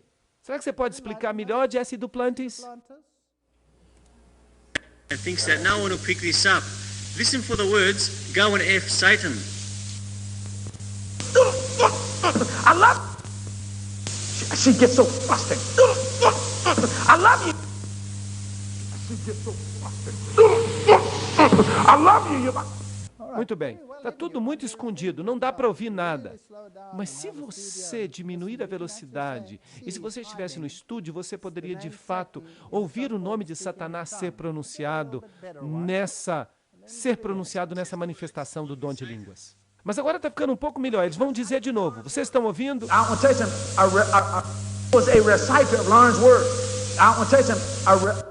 Eu estou com Satanás. E ele faz esse sinal. Mas ele esconde tudo isso na sua fala em línguas. E ele diz: Deus não está interessado em que você seja servo, Ele está interessado em que você seja filho. Mas quando você se torna filho, você se torna um filho que serve a Satanás. Isso é muito interessante. Quem então são essas pessoas que usam símbolos satânicos e arrecadam milhões e milhões de dólares para pregar o Evangelho? E Kenneth Copeland, com seus sinais maçons, que diz que nós somos todos deuses, é um amigo de Kenneth Hagin, é amigo de Arnold Roberts, é amigo de Robert Schuller, é amigo de Bill Hybels, é amigo deste aqui, é amigo daquele ali. Os pássaros da mesma pena voam juntos. Mas onde é que eles conseguem todo o dinheiro para fazer essas coisas? Este aqui é um dos maiores televangelistas de todos os tempos. Mas antes de eu falar de Benny Hinn, eu acho melhor nós fazermos um pequeno intervalo. Vamos meditar nessas coisas. Quem está ficando no lugar de quem? Será que nós temos um evangelho das necessidades ou temos o evangelho de Jesus Cristo?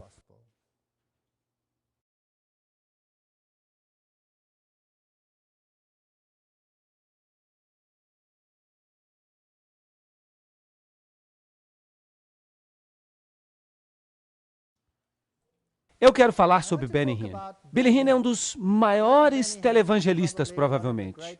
Agora, ele é um curandeiro. Ele identificou uma necessidade, a necessidade do homem de cura. E ele procura, então, suprir a essa necessidade. Sua filosofia é, segundo ele, citação, não me digam que vocês têm Jesus. Vocês são tudo o que ele era e tudo o que ele é e sempre será. Não digam eu tenho, digam eu sou, eu sou, eu sou, eu sou. Essa é a mesma coisa que Robert Schuller disse. Em outras palavras, este homem está dizendo que ele é Deus. E ele está vestido de branco. E ele vai apresentar esse tipo de evangelho. Será que ele está dizendo que nós somos pequenos deuses?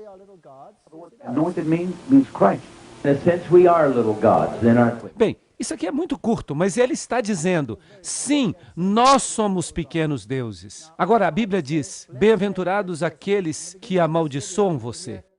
No início deste vídeo, você vai ouvir Kenneth Copeland dizendo que aqueles que vão contra o seu ministério, que eles morram e que muitos deles tenham câncer. E então você vai assistir a Benny Hinn reagir àquelas pessoas que se opõem ao seu ministério. Sim, Senhor, eu farei. Eu colocarei uma maldição em todo homem, em toda mulher que se atravessar contra o teu ungido. And every woman that will stretch his hand against this anointing, I curse that man. Eu amaldiçoo aquele homem que ousa falar uma palavra contra este ministério.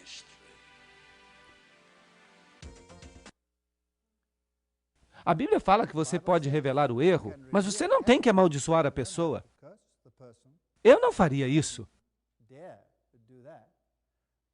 Kenneth Copeland, Kenneth Hagin, Benny Hinn, todos eles alegam ter falado com Jesus aqui na Terra. It was as though someone plugged me into electricity. Foi como se alguém me ligasse à eletricidade. O meu corpo inteiro ficou formigando com esta sensação de poder, esta sensação repentina. E então, a poucos metros de mim, eu vi o Senhor. Ele tinha 1,80 m, talvez 1,82 m ou 3 m, cabelo longo, castanho, olhos azuis claros.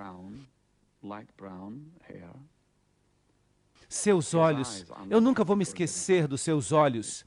Eles olharam bem para mim. De manhã eu acordei e eu disse para minha mãe, eu falei, mamãe, na noite passada eu via Jesus.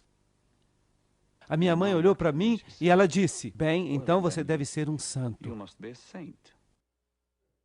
Tá bom, ele viu Jesus. Jesus apareceu para ele como apareceu a outros. Agora, você pode ver a Jesus numa visão. Você pode ter uma visão, ser levado a Jesus e vê-lo. Mas Jesus descer a essa terra e aparecer para você, isso não é bíblico. Isso é espiritismo, sabem por quê? Porque a Bíblia diz, eu vou preparar-vos lugar, e quando eu for, eu vos levarei para que estejais onde eu estou. Enquanto isso, eu vou enviar o quê? O Consolador. E ele será convosco até que Jesus volte. E ele vai estar com vocês até que Jesus volte. Então, se alguém diz que ele viu a Jesus aqui na terra, ou onde quer que seja, isso é espiritismo. Jesus falou, não creiam quando eles disserem, ele está aqui, ou ele está ali, ou ele está dentro de casa. Isso não é verdade. É por isso que é espiritismo. Dê uma olhada em Bonnke e Benny Hinn. Na liderança do movimento carismático, pelo menos em número de pessoas no auditório, há dois homens muito diferentes. Reinhard Bonnke, um alemão, e Benny Hinn, um palestino de nascimento.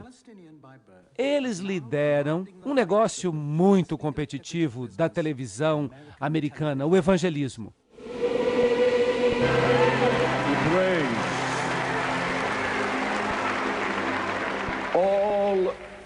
Todas as coisas são possíveis àquele que crê.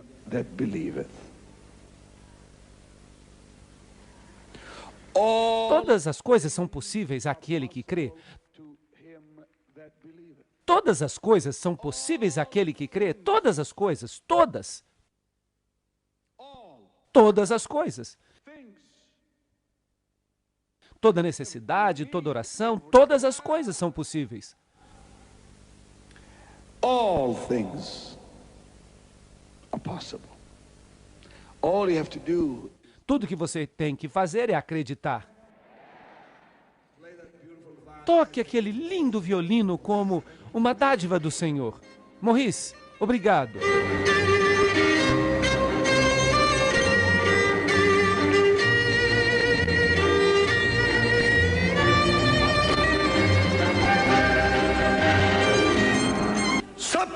Substância.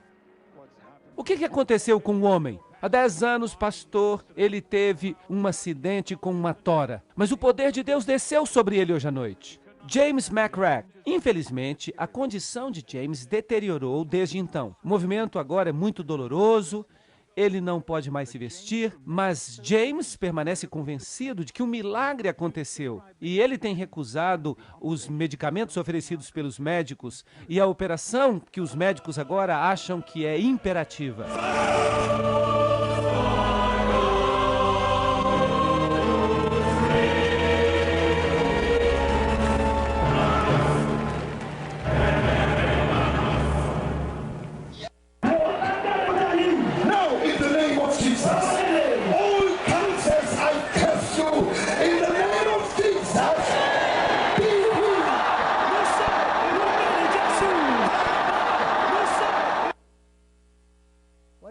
Vocês estão vendo?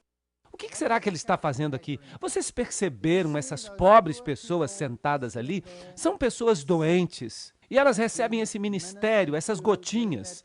E qual é a esperança que elas têm? A esperança de serem curadas. Ele está procurando resolver uma necessidade. Ele identificou a necessidade de saúde e de cura. E ele enganou essas pessoas, dizendo que ele ia suprir a essa necessidade. As pessoas creem no engano e Deus não está nisso. Porque aqui há outro espírito, como vocês verão em um momento. Esse aqui era Mesmer. Ele hipnotizou esta mulher. Este aqui é Benny Hinn. Enquanto ele hipnotiza uma mulher. E na entrevista perguntaram a ele se o que ele fazia era hipnose. E então disseram para ele, o que você está fazendo é hipnose. E os melhores hipnotizadores dizem que é um tipo muito eficiente de hipnose. Agora, notem o que ele faz quando as pessoas são mortas no espírito. A unção, o carisma pessoal e técnicas bem treinadas de manipulação da multidão. A tudo isso, Benny Hinn acrescenta um ingrediente. De fato, é um velho truque da hipnose. Tem estado por aí faz centenas de anos. Coloquem fogo no coral. Percebam esta mulher aqui.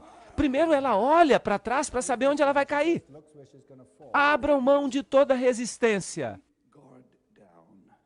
Então, primeiramente, ocorre a clássica indução hipnótica. Não mais proteja suas emoções. Torne-se completamente aberto. Porque a unção exige que toda parte de seu corpo seja aberta. Nesses momentos, você precisa se tornar extremamente frágil, extremamente sensível.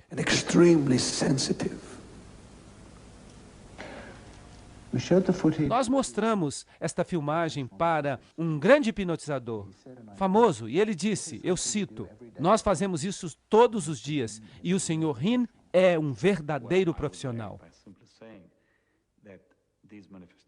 Bem, eu reagiria a isso dizendo que essas manifestações de fato acontecem. Ao mesmo tempo, o real, o divino, tudo está aí. Vejam que ele não negou. Agora vamos dar um passo adiante e vamos ouvir a isto aqui.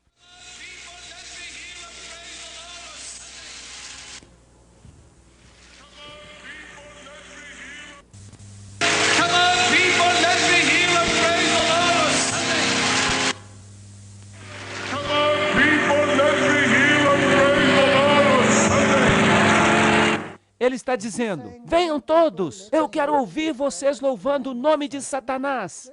Vamos tentar outra coisa.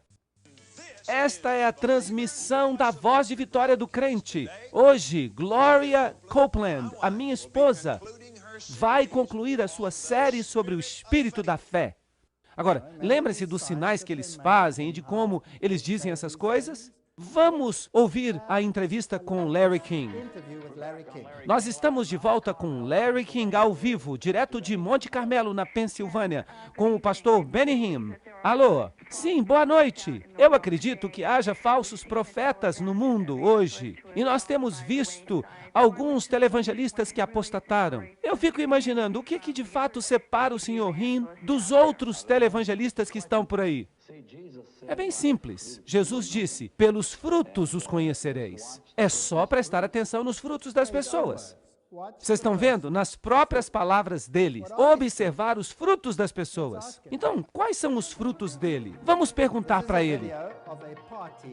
Este é o vídeo de uma festa que aconteceu na casa dele. Agora ele está dando heroína a este obreiro.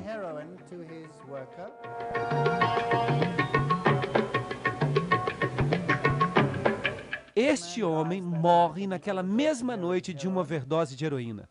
Aí está ele.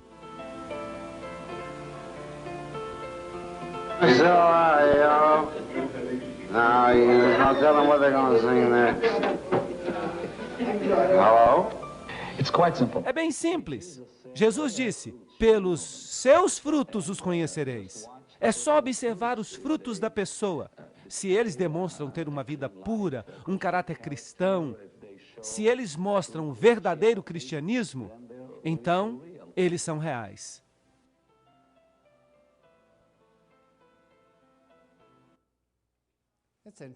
É interessante. Nada aconteceu com ele depois disso. Será que essas pessoas estão além da lei? Elas podem ser vistas dando drogas, podem causar overdose e a morte das pessoas e nada acontece? O que mais ele faz? E um homem foi ressuscitado dos mortos na plataforma. Isso é um fato. Eu estava em Gana recentemente pregando uma noite. Eles trouxeram um homem e esse homem foi colocado na plataforma e ele estava morto. O homem estava morto. Foi uma coisa assustadora. Agora, eu vi quando eles pegaram o corpo dele e eles passaram o corpo dele de mão em mão e o colocaram no palco. E por trás de mim, esse homem se levantou e começou a andar. Então você realmente acredita que alguém foi ressuscitado dos mortos no seu programa? Bem, eu não vi, mas nesse caso as pessoas me falaram. Vejam que então, numa história, ele diz, eu vi, eu testemunhei. E quando eles o confrontam, ele diz, desculpe, eu não vi, eu apenas ouvi falar. E as curas? Eu vou corrigi-lo pela última vez. Eu não digo ao indivíduo, você está curado. São eles que me dizem quando eles foram curados. Você está curado pelo poder de Deus. Então ele está mentindo. Esta aqui é a esposa dele. Se o seu motor não está funcionando bem, sabe do que você precisa? Você precisa de um supositório de Espírito Santo bem no seu traseiro.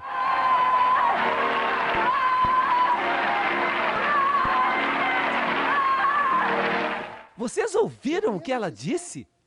Ela disse que você precisa de um supositório do Espírito Santo bem no seu traseiro. Será que isso é reverência para Deus? Então esses pregadores estão dizendo, eu sou Deus. Esses pregadores usam hipnose nas pessoas. Esses pregadores fazem todas as coisas que nós imaginamos que os outros fariam para enganar as pessoas. Eu acho que eles são... O que eles são? Lobos em pele de ovelhas. Eu acho que esses grandes pregadores, muitos deles, não todos eles, entre eles há provavelmente muitas pessoas sinceras, mas muitos deles são espiões, agentes treinados, que têm cargos altos na maçonaria, treinados pelos jesuítas para enganar os protestantes, para que eles aceitem uma mentira e comecem a adotar uma religião com base nas necessidades humanas, em vez da verdadeira religião de Jesus Cristo. Este é um ataque não contra você, nem contra mim. Este é um ataque contra Jesus Cristo. Eles o estão desviando. Eles o estão colocando onde eles o querem, no pó. E eu acho que é hora de nos levantarmos por Jesus Cristo e por essas pobres almas que foram enganadas. É hora de as pessoas perceberem que a sua única esperança é Jesus Cristo e ninguém mais. Só Jesus pode salvar você. Mas você precisa admitir que você precisa dele. E ele é que vai satisfazer as suas necessidades, sem segundas intenções. Agora, se você o quer simplesmente porque você precisa que a sua necessidade seja satisfeita, que tipo de relacionamento é esse? Como você gostaria de ter um relacionamento com alguém que viesse a você somente quando precisasse de alguma coisa? Você gostaria disso? Você gostaria de ter um relacionamento com uma pessoa que está numa viagem egoísta, simplesmente porque ele é capaz de satisfazer uma de suas necessidades? Algumas pessoas são boas em satisfazer as necessidades. Elas saem por aí e encontram tudo quanto é tipo de pessoas fracas no mundo, e elas satisfazem as suas necessidades. E isso lhes dá uma certa excitação. Não há nada errado em ajudar os pobres, nada errado com isso, mas se com isso você atrai a atenção da pessoa para você e você se torna o grande herói, em vez de ajudar a pessoa humildemente, então nós temos um problema. Os olhos deveriam ser atraídos para Jesus. Se você tem dificuldades com isso, então ajude as pessoas em segredo. Não busque ser louvado pelos homens. Saia por aí e coloque dinheiro na caixa de correio de uma pessoa que é pobre e não fale isso para ninguém. Não bata na porta e diga, eu acabei de satisfazer as suas necessidades, porque senão as pessoas vão ficar idolatrando a você. De fato, talvez elas até se sintam mal com isso, você sabe. Mas se elas recebem o dinheiro na caixa do correio e ninguém sabe, elas ficam surpresas. E elas não podem agradecer a ninguém, exceto a quem? A Deus. E não há ninguém que faz o bem, ninguém. Somente Jesus Cristo, que é o caminho, a verdade e a vida. Este aqui é provavelmente o maior curandeiro do mundo hoje em dia. Ele é maior do que Benny Hinn. Benny Hinn faz na televisão. Este homem, eles o trazem em jatos. Eu fui enviado à Terra para salvar o mundo. Que arrogância! Ele, como Benny Hinn, também usa branco. Aqui está o símbolo dele, Jesus Cristo dependurado na cruz. E ele tem essas palavras árabes aí. Em árabe está escrito, não há Deus senão Alá. Isso é interessante, não é isso que a maçonaria faz? A pessoa divina que está em mim pode fazer milhões de coisas ao mesmo tempo. Eu posso aparecer a milhares de pessoas em seus sonhos, em qualquer parte do mundo, para libertá-las de sua doença, de seus problemas, de suas aflições. Percebem? Ele está dizendo que ele também satisfaz as necessidades. É ele que satisfaz as necessidades. E percebam, não importa se é uma coisa abertamente diabólica ou se é alguma coisa disfarçada que está lá nos parafusos, lá na parte interna da máquina. Se você quer ajudar uma pessoa,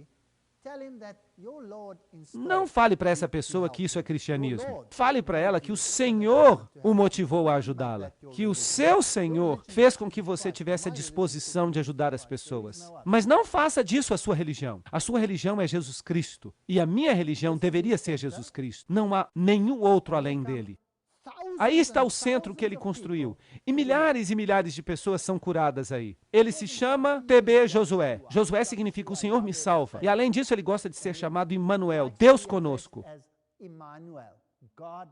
Essas pessoas são de fato muito orgulhosas. E ele gosta que cantem para ele essa canção, Emmanuel, nosso Deus, repetida inúmeras vezes. Uma vez, enquanto expelia um demônio, esse Josué perguntou ao demônio, e quem sou eu? E o demônio respondeu, você é Jesus, o Cristo. Josué riu e chamou os outros e disse a eles, estão ouvindo o que esse demônio está dizendo? Eu sou Jesus Cristo. Bem, eu não gosto deste vídeo aqui, mas eu vou mostrar assim mesmo. Vocês vão perceber pessoas falando em línguas no fundo.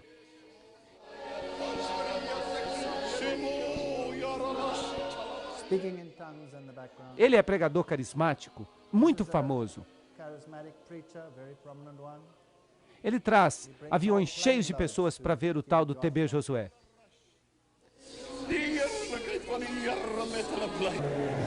In the mighty name of Jesus Christ.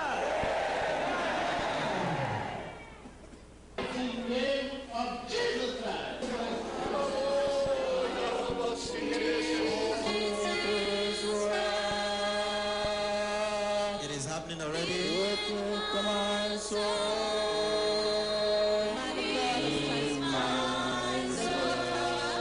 Into the life of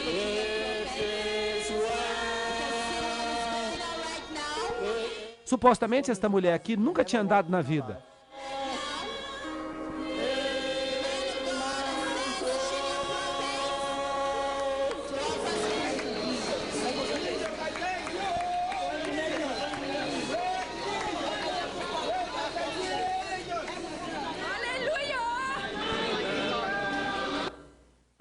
Basta, eu não quero ver mais.